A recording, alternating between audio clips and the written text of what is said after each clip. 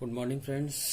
Last class में हम लोगों ने देखा था कि कैसे हम लोगों ने कलर निकालना सीखा था। दो तरह से था, डीडी ट्रांजिशन और electron exchange method. DD transition हमारा जो डी वन से लेकर डी9 तक इलेक्ट्रॉन होंगे तो डीडी ट्रांजिशन होता था, और अगर डी में 0 या फिर डी में अगर 10 इलेक्ट्रॉन्स हो तो वहाँ पे इलेक्ट्रॉन एक्सचेंज मेथड से कलर शो होता था। ठीक है, तो वो टॉपिक हमारा ख़त्म हो गया था। अब ये जो हमारा लास्ट चैप्टर, ये जो लास्ट टॉपिक है इस चैप्टर का, आपका मोस्टली 80% चैप्टर कंप्लीट हो गया है। ये लास्ट टॉपिक है, ठीक है। और लास्ट टॉपिक जो है वो हमारा है isomerism in coordination compounds. Isomerism आपने देखा होगा, जीओसी जब आपने पढ़ा होगा 11th में, जीओसी जनरल ऑर्गेनिक केमिस्ट्री, तो उसमें आइसोमेरिज्म हमको बताया गया होगा कि आइसोमेरिज्म क्या होता है। ठीक है, बताया गया होगा, लेकिन फिर भी मैं आपको एक बार रिकॉल करा देता हूँ कि आइसोमेरिज्म क्या होता है। ठीक है, देखो आइसोमेरिज्म कोई भी कंपाउंड तब शो करेगा, कंडीशन है कि सारे कंपाउंड्स आइसोमेरिज्म शो नहीं कर सकते हैं। ठीक है, तो कोई भी कंपाउंड आइसोमेरिज्म तब शो करता है जब उसका मॉलिक्यूलर फॉर्मूला, ध्यान रखना, मॉलिक्यूलर फॉर्मूला सेम हो। मॉलिक्यूलर फॉर्मूला क्या होना चाहिए? सेम होना चाहिए, बट स्ट्रक्चर डिफरेंट हो,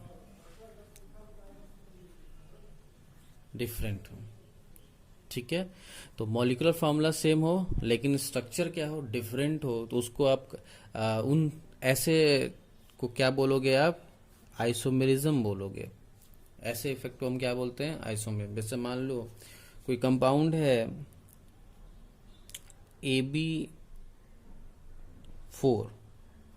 ठीक है, और एक और कंपाउंड है उसका भी मॉलिक्यूलर फार्मूला है AB4, ठीक है। तो AB4 का जो स्ट्रक्चर है वो कुछ ऐसा है, इस AB4 का स्ट्रक्चर ऐसा है और इस AB4 का स्ट्रक्चर ऐसा है। अगर आप दोनों में देखो, दोनों में अगर देख पा रहे हो तो दोनों का ये है, इसको बोलते हैं मॉलिक्यूलर फार्मूला। इन दोनों को क्या बोलोगे? मॉलिक्यूलर फार्मूला, ठीक है। तो ये भी AB4 है, ये भी AB4 है, तो मॉलिक्यूलर फार्मूला क्या होना चाहिए? सेम। लेकिन अगर स्ट्रक्चर देखो तो इसको बोलोगे आप टेट्राहेड्रल। ये क्या है आपका? टेट्राहेड्रल। और ये क्या है आपका? स्क्वायर है, स्क्वायर प्लेनर। स्क्वायर में है और प्लेन में, एक ही प्लेन में है, तो इसको बोलोगे स्क्वायर प्लेनर। क्लियर है? बात समझ में आ रहा है? तो ये ध्यान रखना कि आइसोमेरिज्म पहले समझो कैसे। आइसोमेरिज्म क्या है? हम दो कंपाउंड या दो से ज्यादा कंपाउंड्स के को कंपेयर करते हैं आपस में, और आपस में कंपेयर करके सबसे पहले क्या देखते हैं कि क्या मॉलिक्यूलर फार्मूला सेम है। अगर है तो ठीक, अच्छी बात है। क्या स्ट्रक्चर डिफरेंट? मान लो अगर स्ट्रक्चर भी सेम हो गया, मॉलिक्यूलर फार्मूला भी सेम है, स्ट्रक्चर भी सेम है, तो फिर तो कंपाउंड अलग हुआ ही नहीं ना। कंपाउंड को किसी तरह तो अलग डिफर होगा, तब तो आप उसको बोलोगे कि हाँ अलग है। जब स्ट्रक्चर ही सेम हो गया, मॉलिक्यूलर फार्मूला भी सेम है, तब तो सेम ही कंपाउंड हुआ, अलग कंपाउंड तो हुए नहीं। बात समझ? ये अलग कंपाउंड हो जाएंगे, ये ध्यान रखना। मॉलिक्यूलर फार्मूला सेम हो, स्ट्रक्चर अगर अलग हो तो आईयूपी, आपने आईयूपीएसी में भी देखा होगा कि अगर मॉलिक्यूलर फार्मूला सेम होता था लेकिन अगर स्ट्रक्चर जब अलग होता था तो स्ट्रक्चर अलग होने से आईयूपीएसी नेम भी क्या हो जाता था? चेंज हो जाता था।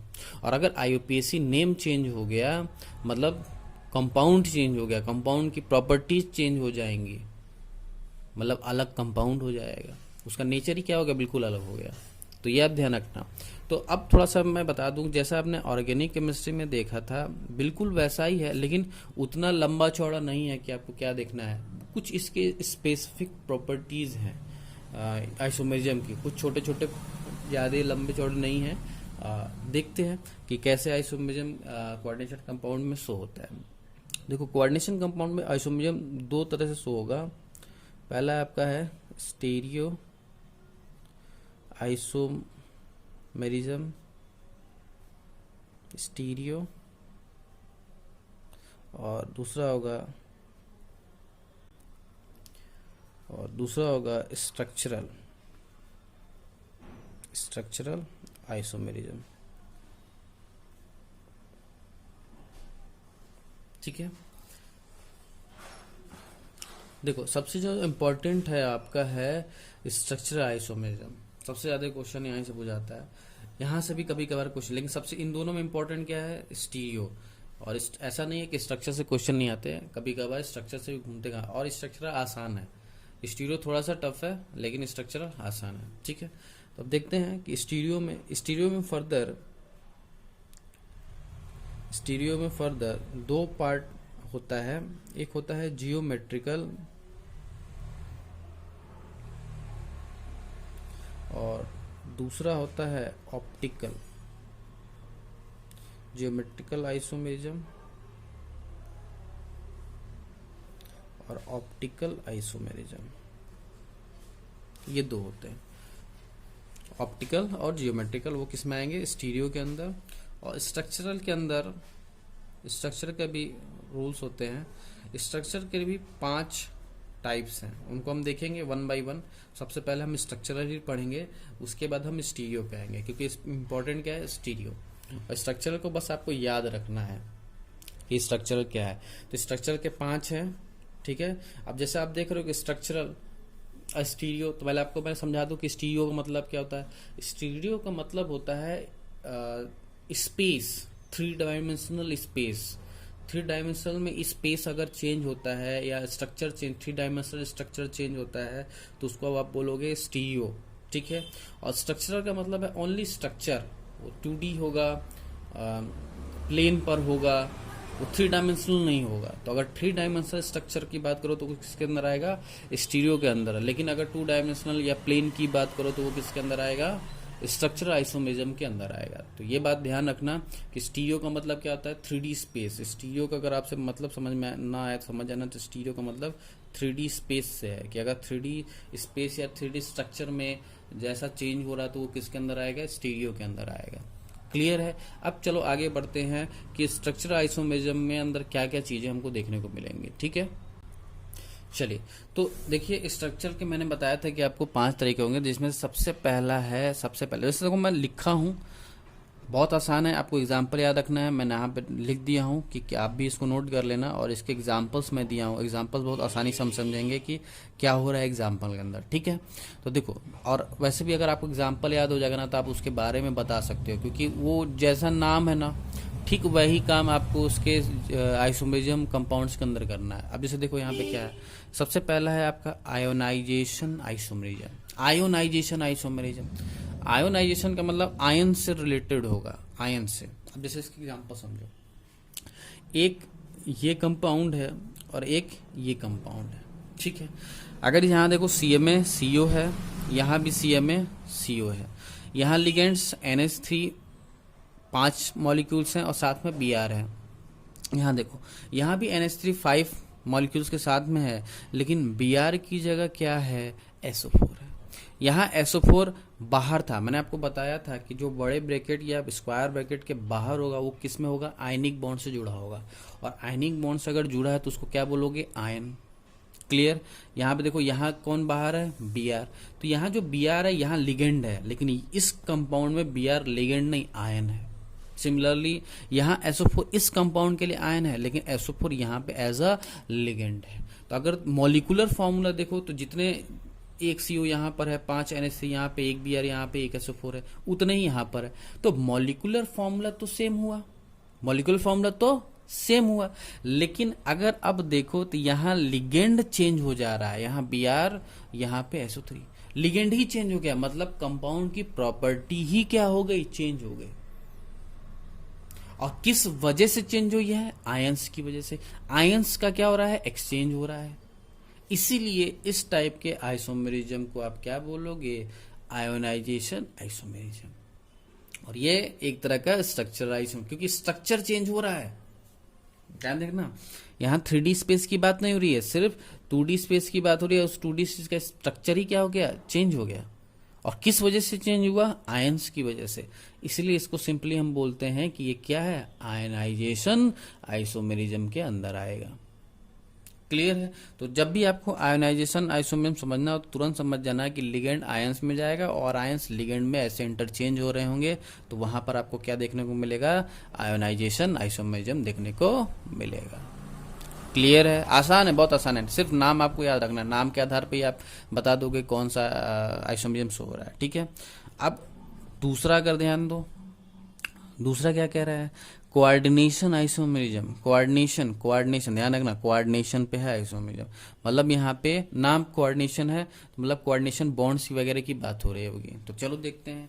तो देखो क्या कह रहा है कि when cationic and anionic parallel of complex can be suppose to be interchanged. अब देखो इंग्लिश नहीं समझ में आया, कोई बात नहीं, अभी देखो यहाँ समझ में आ जाएगा। ये एक अलग कंपाउंड है, ये एक अलग कंपाउंड है, दोनों को पहले ध्यान से देखो। अगर आइसोमेरिज्म है तो मॉलिक्यूलर फॉर्मूला क्या होना चाहिए, सेम होना चाहिए।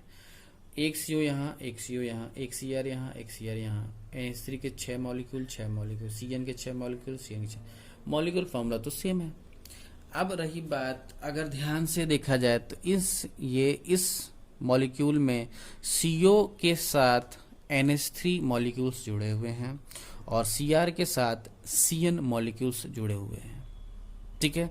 बट यहाँ पे देखो तो यहाँ CR के साथ NH3 मॉलिक्यूल जुड़ा हुआ है और CO के साथ CN मॉलिक्यूल जुड़ा है। यहाँ पे जुड़ने का मतलब क्या है कि यहाँ जो NH3 होगा वो CO के साथ कोऑर्डिनेशन बॉन्ड से जुड़ा होगा।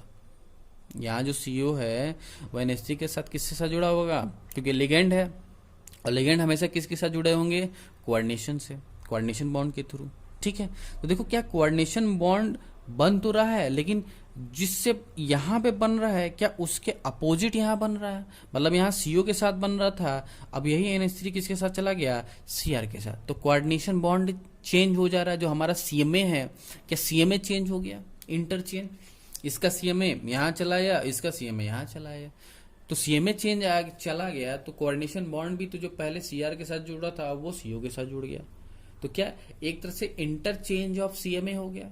तो जहां पर भी इंटरचेंज ऑफ CMA हो, मतलब कोऑर्डिनेशन बॉन्ड वहां पे बनना किसी के साथ चेंज हो रहा है, इसीलिए इसको हम क्या बोलते हैं, कोऑर्डिनेशन आइसोमेरिज्म बोलते हैं।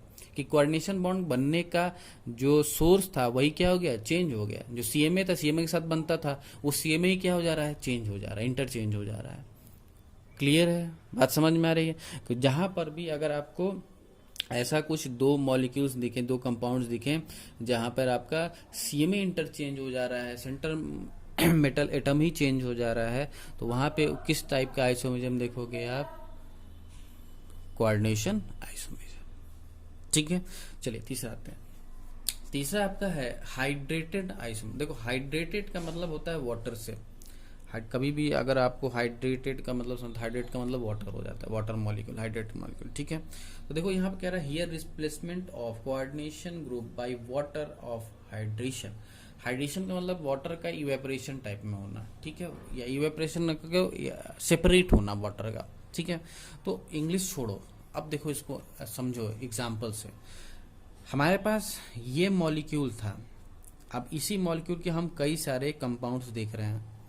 क्यों मॉलिक्यूल मैंने एक ही बोला, क्योंकि सबका मॉलिक्यूलर फॉर्मूला क्या है, सेम है, लेकिन कंपाउंड सभी क्या है, अलग अलग है। जैसे पहला कंपाउंड देखो, पहला कंपाउंड है CrH2 का 6 मॉलिक्यूल और बाहर Cl3 है। तो देखो यहाँ पे लिगेंड H2 है और उसके 6 मॉलिक्यूल यहाँ लिगेंड है। इसमें यहाँ देखो CrH2 का 5 हो गया है, Cl का 1 आया है और H2 एक बाहर चला गया है और 2 Cl बाहर है। तो देखो मॉलिक्यूलर फॉर्मूला तो सेम है, 5-6 H2O, 1 Cr और 3 Cl3, बिल्कुल ऐसे ही है, लेकिन यहाँ जो लिगेंड है वो चेंज हो रहा है। यहाँ पे Cl एक भी लिगेंड नहीं था और 6 को 6 H2O थे, यहाँ पे 5 H2O हैं और 1 Cl लिगेंड एक्स्ट्रा आके बैठा है बाहर से। मैंने आपको बताया था बाहर से आके बैठ गया, क्योंकि सेकेंडरी वैलेंसी कंप्लीट होना चाहिए। मैंने आपको बताया था ना कि वार्नर्स थ्योरी के हिसाब से प्राइमरी और सेकेंडरी वैलेंसी कंप्लीट होनी चाहिए, तो इसकी सेकेंडरी वैलेंसी है 6। तो अगर मॉलिक्यूल अवेलेबल है न्यूट्रल और 6 पूरा कर रहा है तो अच्छी बात है, अगर लेकिन अवेलेबल नहीं है तो पहले न्यूट्रल के द्वारा और जो बचा रह गया वो निगेटिव आयंस द्वारा कंप्लीट किया जाएगा। तो देखो निगेटिव आयंस आगे चले जाए। क्लियर है, बात समझ में आ गया। तो देखो मॉलिक्यूल सेम है, सबको मॉलिक्यूल सेम है, लेकिन कंपाउंड अब अलग हो गया। यहाँ पे देखो 1 Cl था, अब यहाँ 2 Cl चला है, तो अब 2 Cl लिगेंड हो गया। तो यहाँ पे देखो क्या हो रहा है, चेंज क्या हो रहा है, number of water molecules change हो रहे हैं। यहाँ देखो पहले 6 था, 5 था, फिर 4 हुआ। इस वजह से इसको क्या बोला गया, हाइड्रेटेड आइसोमेरिज्म, कि वाटर मॉलिक्यूल्स का लिगेंड्स छोड़कर उनको आयंस में जाना, ये देखो बाहर चलाया, आयनिक स्फीयर में चलाया, ठीक है। तो उसको आप क्या बोलोगे, जहां पर भी अगर आप ऐसा देखो कि वाटर मॉलिक्यूल्स लिगेंड का चेंज हो रहा है, कम हो रहा है, नंबर्स बढ़ रहे हैं, घट रहे हैं, तो वहां पे आपको क्या देखने को मिलेगा, हाइड्रेटेड आइसोमेरिज्म। क्लियर है, बात समझ में आ रही है? बहुत आसान है, नाम अगर आपको याद है तो आप आसानी से ये सारे मॉलिक्यूल्स के स्ट्रक्चर या जो इसके आइसोमेरिज्म्स हैं वो आसानी से याद रख सकते हो। इसीलिए कम इम्पोर्टेंट है, क्योंकि नाम से क्या हो जाता है, ये एक्सपोज हो जा रहा है कि इसके अंदर आपको क्या देखना है, इसलिए इसको मैंने बोला कि ये कम इम्पोर्टेंट है। सिर्फ आप नाम याद रखो और आपको चीजें एक्सपोज हो जाएंगी कि आपको इसके अंदर देखना क्या है, ठीक है। चलिए आगे बढ़ते हैं। नेक्स्ट जो हमारा है चौथा है आपका लिंकेज आइसोमेरिज्म। लिंकेज का मतलब होता है लिंक, जुड़ा होना, ठीक है, लिंकेज। तो आप हमको क्या देखना है, अब आपको लिंक देखना है कि कौन किसके साथ जुड़ा हुआ है, ठीक है। मैं आपको बता दूं कि लिंकेज आइसोमेरिज्म कहाँ देखोगे। लिंकेज आइसोमेरिज्म आप पहचानना हो तो सबसे पहले आप लिगेंड्स के पास जाओ और लिगेंड्स पहचानो कि क्या लिगेंड्स एम्फोटेरिक है। मैंने आपको बताया था कि एम्फोटेरिक लिगेंड्स कौन होते हैं, ठीक है।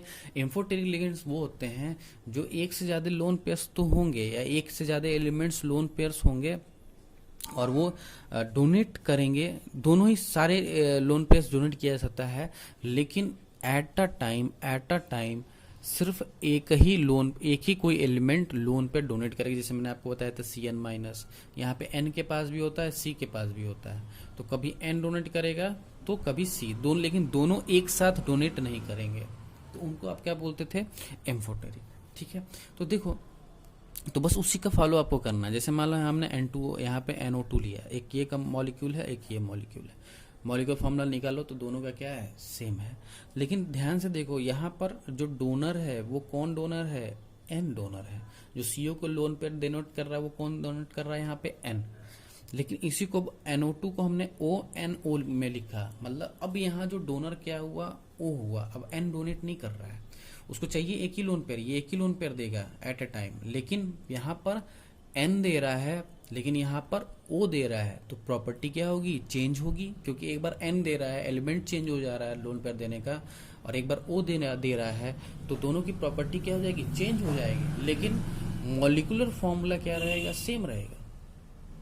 तो और हमें यही तो बताना है कि मॉलिक्यूलर फॉर्मूला सेम हो लेकिन उनकी प्रॉपर्टी अलग हो, तो आप उसको क्या बोलोगे, आइसोमेरिज्म। किस वजह से आइसोमेरिज्म शो हो रहा है, वो हो रहा है एम्फोटेरिक लिगेंड। अगर मान लो यहाँ पे एम्फोटेरिक लिगेंड होता ही नहीं तो क्या ये इस तरह का आइसोमेरिज्म शो कर पाता, नहीं कर पाता, कभी नहीं कर पाता। तो अगर आपको लिंकेज आइसोम पहचानना है कि लिंकेज आइसोम किसी भी मॉलिक्यूल के अंदर हैगा कि नहीं होगा, तो आपको लिगेंड्स के बारे में इंफॉर्मेशन होना चाहिए कि कौन सा लिगेंड्स एम्फोटेरिक हो सकता है। बस अगर आपने लिगेंड्स पहचान लिया कि एम्फोटेरिक है तो समझ जाना कि अगर एम्फोटेरिक लिगेंड है तो वहाँ पे लिंकेज आइसोम जरूर होगा, ठीक है। चलो लास्ट आते हैं, पांचवा जो है हमारा, वो हमारा है, पूरा नाम बताता हूँ, coordination position isomerism. Coordination position isomerism. Position का मतलब जैसे कि आप मॉलिक्यूलर फॉर्मूला सेम है लेकिन आप किसी एलिमेंट का पोजीशन चेंज कर दे रहे हो। ये सबसे ज्यादा आप देखे होंगे ये ऑर्गेनिक केमिस्ट्री में कि पोजीशनल आइसोमेरिज्म देखने को मिलता था कि आपने इधर Cl हटा के उधर लगा दिया या इधर का Br हटा के किसी और C पे लगा दिया, तो इस टाइप के आइसोमेरिज्म को आप क्या बोलते हो, पोजीशनल आइसोमेरिज्म। अब देखो पोजीशनल आइसोमेरिज्म में क्या होता है, देखो जैसे हमने दो कंपाउंड लिया, ये एक अलग कंपाउंड है, ये एक अलग कंपाउंड है, ठीक है। मॉलिक्यूलर फॉर्मूला सेम होगा, क्यों, कैसे पता करेंगे, NH3 के 4 और NH3 के 2, यहाँ 6 NH3, यहाँ पे भी 3 और 3 6, 2 CO 2 CO, 2 OH 2 OH, ठीक, 4 Cl, यहाँ पे 3 और 1 4 Cl, ठीक है। तो अगर देखा जाए तो मॉलिक्यूलर फॉर्मूला क्या है, सेम है। लेकिन अगर आप ध्यान दो इस कंपाउंड और इस कंपाउंड में, तो ये बीच का टर्म दोनों के लिए सेम है, अच्छी बात है। यहाँ देखो, यहाँ NH3 4 है, मतलब इस कोऑर्डिनेशन कंपाउंड का जो सेकेंडरी वैलेंसी यहाँ पे 4 है, ठीक है। और यहाँ पे जो C है उसका भी सेकेंडरी वैलेंसी यहाँ 4 है, 2 और 2 4, ठीक है। और बाहर 2 आयंस होने चाहिए। अब देखो हुआ क्या, यहाँ का NH3 4 जो था वो निकल के यहाँ पे एक आ गया, 3 हो गया, लेकिन यहाँ पे 4 होना चाहिए, तो भैया सेकेंडरी बैलेंसिंग कंप्लीट होनी चाहिए। तो जब 4 निकल गया तो एक वैलेंसी खाली हुई, तो उसको कंप्लीट करने के लिए यहाँ से एक Ca निकल के यहाँ चला है। तो देखो इधर भी 4 हो गया, इधर भी 4 हो गया, लेकिन क्या Cl पहले सिर्फ एक CO के पास था, लेकिन अभी जो Cl है वो क्या दोनों के पास हो गया है। क्या पोजीशन चेंज हुआ होगा Cl का? यस, Cl का क्या हुआ है, पोजीशन चेंज हुआ है। इस वजह से आपको यहाँ क्या देखने को मिल रहा है, पोजिशनल आइसोमेरिज्म देखने को मिल रहा है।